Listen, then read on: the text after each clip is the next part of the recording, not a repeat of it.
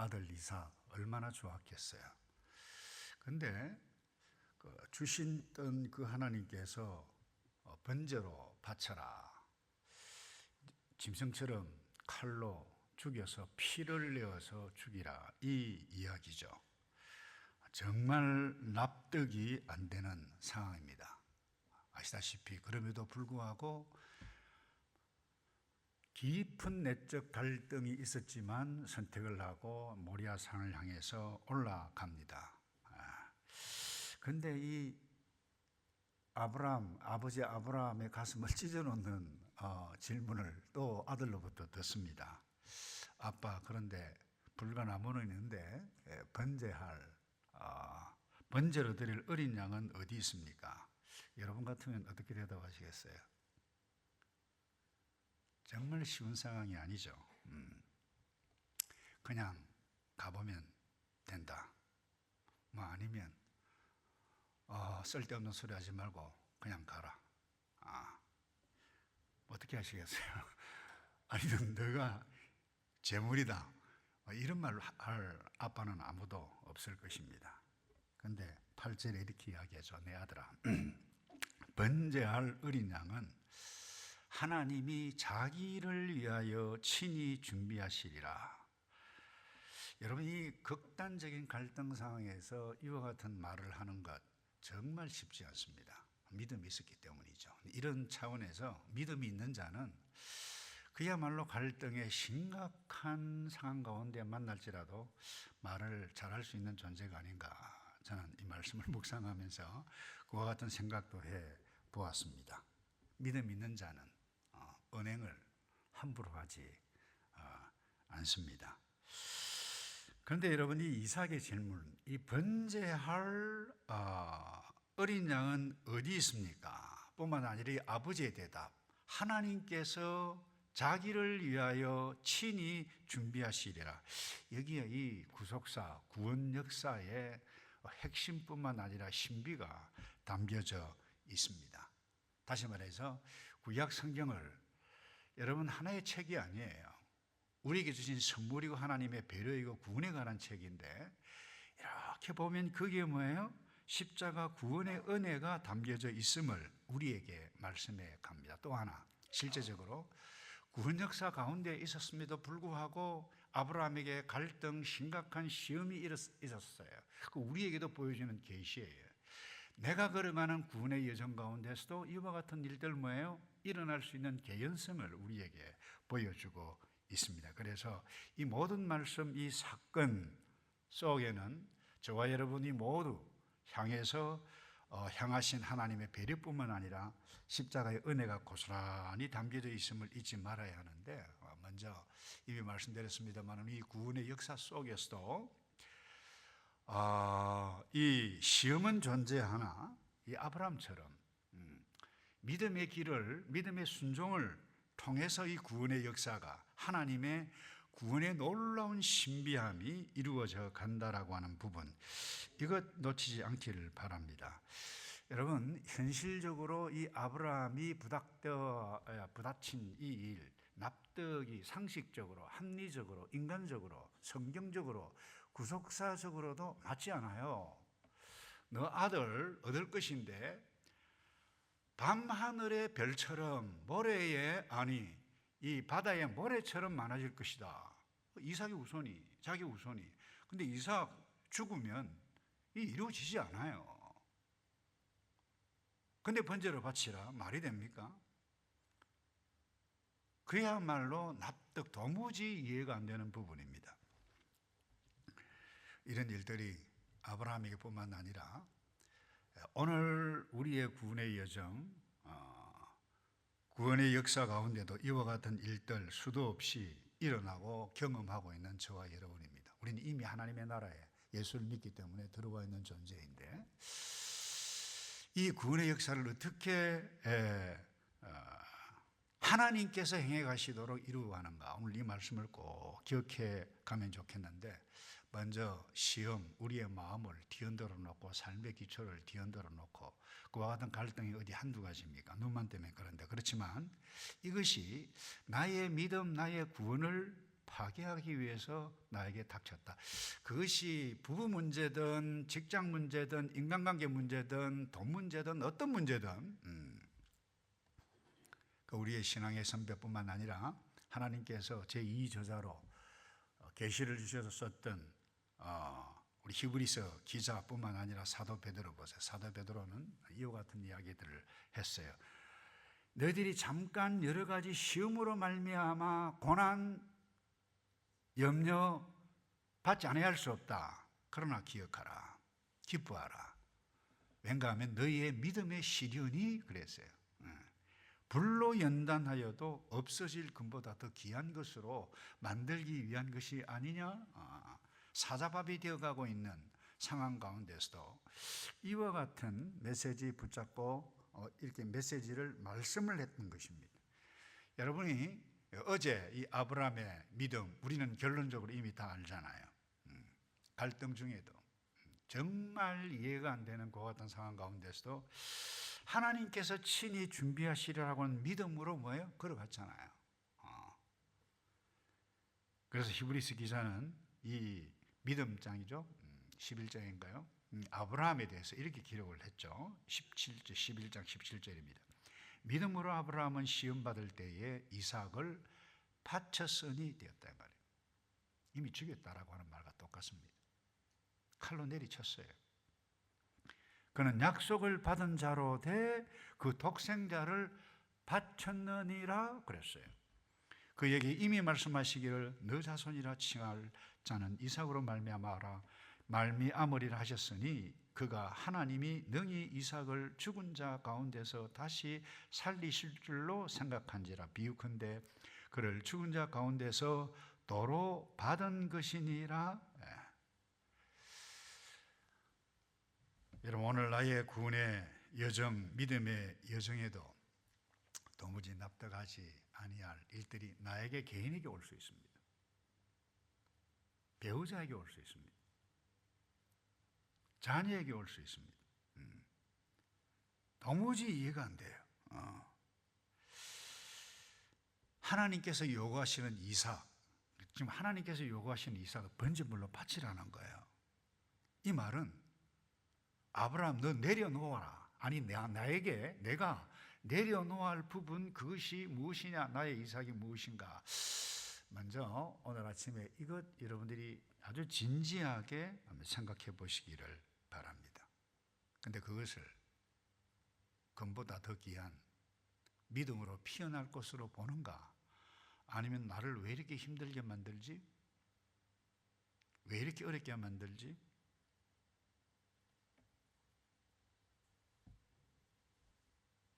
그 선택은 아브라함에 달려 있었어요. 나에게 달려 있다라고 하는 부분입니다. 그래서 저와 여러분이 이해할 수 없는 상황에서 이 하나님을 신뢰하는 믿음을 어떻게 발전시킬 수 있을까요? 다른 데 있지 않습니다. 우리의 신앙의 선배 아브라함 뭐라고 그랬나요? 하나님께서 자기를 위하여 친히 준비하시리라. 하나님께서 준비하신다라고 하는 것을 믿었다는 거예요. 한번 따라서 합시다. 하나님께서 준비하십니다. 한 번만 더요. 하나님께서 친히 준비하십니다. 자, 그런데 중요한 부분이 있습니다. 하나님께서 아브라함의 말이에요. 하나님께 자기를 위하여, 나를 위하여라고 하는 표현이 없어요. 자기를. 놀라운 것입니다. 오고 오는 인류의 구속 역사를 위하여 하나님께서 자기를 위하여 친히 준비하시리라.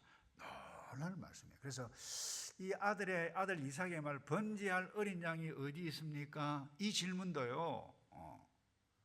신학자들은 그래요.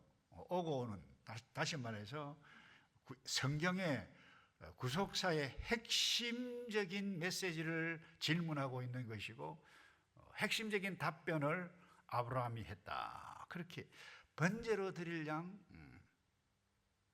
궁금해서 물었던 질문이에요. 이삭은. 그러나 이 질문은 놀라운 의미를 지니고 있다는 거예요. 왜 성경은 하필이면 이 어린 양이라고 표현했을까? 주석학자들은 그래요. 이 질문은 구속사적으로 매우 중요한 의미를 갖는다. 구약 전체를 관통하는 질문이자 인류 역사의 중심 질문이다. 죄를 대속할 희생 제물 어디에 있는가? 그 질문이라는 것입니다.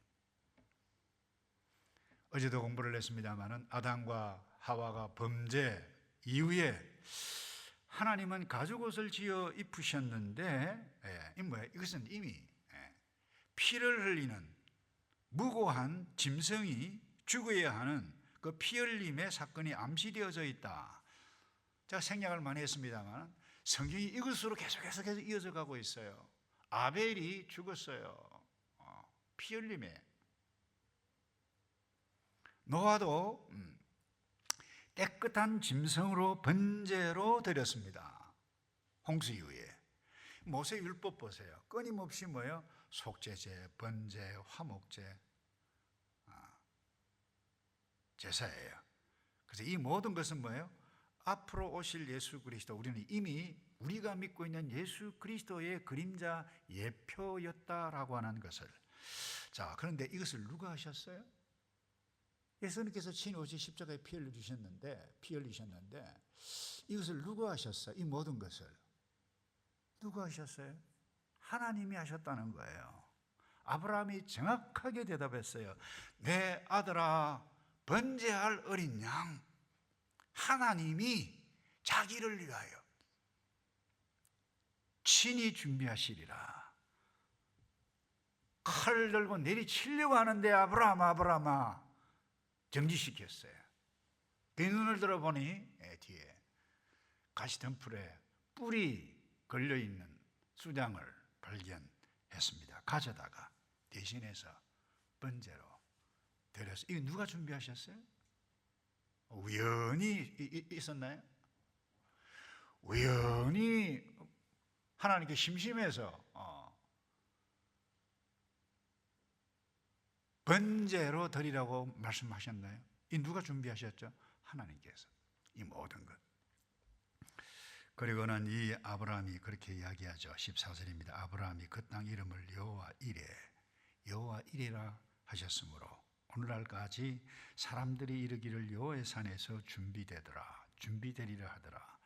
학자들에 의하면 이 모리아 산이 솔로몬이 지었던 성전 그 터, 오늘날로 이야기하면 예루살렘 구시가지 한복판 성전이 있는 곳이었다. 그렇게 이야기를 하는데, 여러분 다시 질문합니다. 이 모든 것을 누가 준비하셨어요? 하나님이 하셨다는 거예요. 근데 이 여호와 예레 정확하게 표현하면 예레인데 히브리어로 이 예레라고 하는 것은 보다라고 하는 의미도 거기에 담겨져 있어요. 그러니까 여호와께서 미리 보았다는 거예요.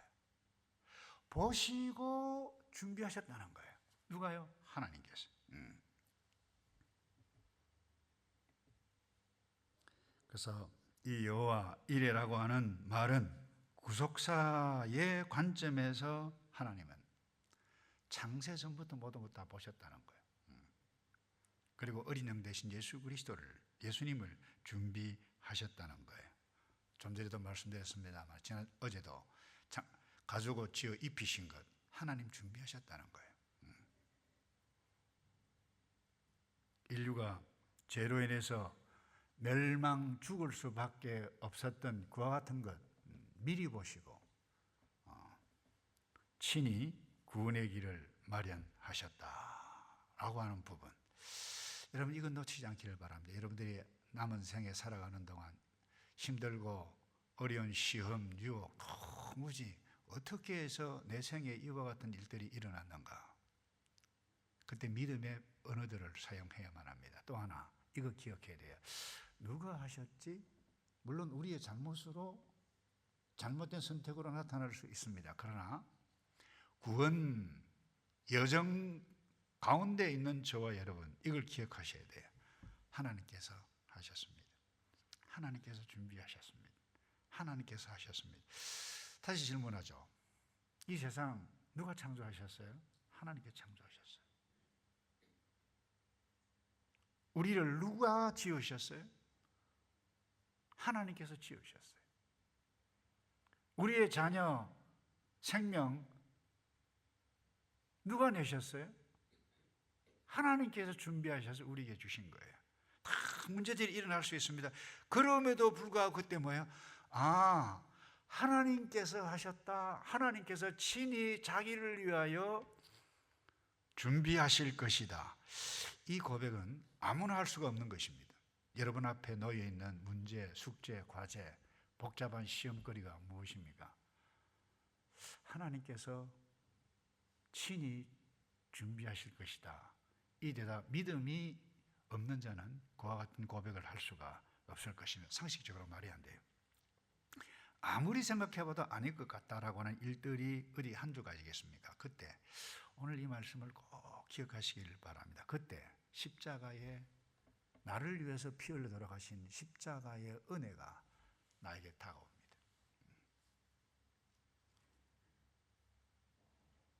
끝이 아니라는 거예요.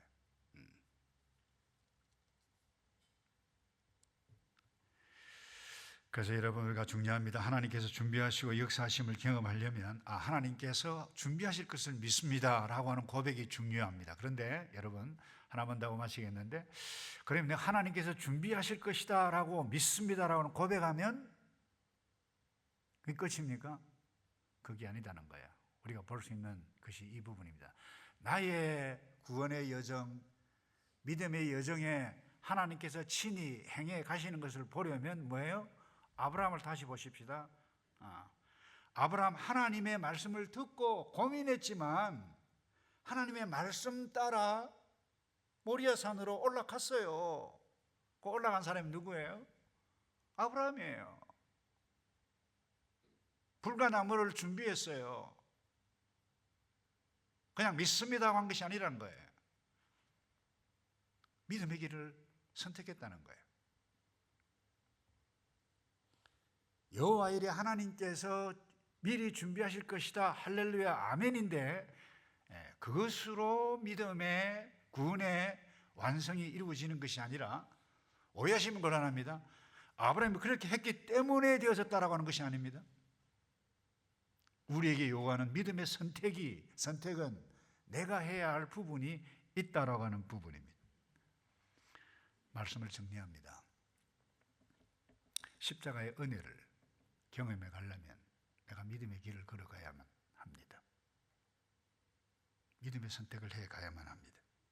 그래서 오늘 창세기 22장 이 기록된 이 아브라함과 이삭의 이야기는 단순한 아브라함이 참 믿음이 좋아서 순종했다, 맞아요. 그러나 그것으로 끝나는 것이 아니라는 것입니다. 구속사 중심에 있는 사건으로 십자가의 은혜를 우리에게 보여주고 있는 사건입니다. 여러분, 아브라함이 경험한 여호와 이레의 하나님은 저와 여러분의 하나님이십니다. 믿음의 길을 하나님께서 말씀하신 아빠의 길을, 아내의 길을, 목사의 길을, 장로의 길을, 믿음의 길을 선택해 가게 되어질 때에 하나님께서 다시 말해서 믿음의 길을 선택해 걸어가게 되어질 때에 놀라운 하나님께서 친히 하시는 것을 온몸으로 얼마나 좋겠어요. 또 하나 여기 보세요. 칭찬받았잖아요. 너가 그렇게 아끼는 독자 이삭 바치는 것 보니 정말로 나를 경외하는 줄 내가 이제야 알았노라. 여러분, 믿음이 있는 사람은 다릅니다. 믿음 있는 사람은 은혜를 누립니다. 은혜를 받은 사람은 마음이 달라요. 얼굴이 달라요. 삶이 달라요. 숱한 고난, 어려움을 만난다 할지라도 이 믿음의 길을 선택해 가는, 십자가를 만난 사람으로 살아가는 저와 여러분 되기를 주님의 이름으로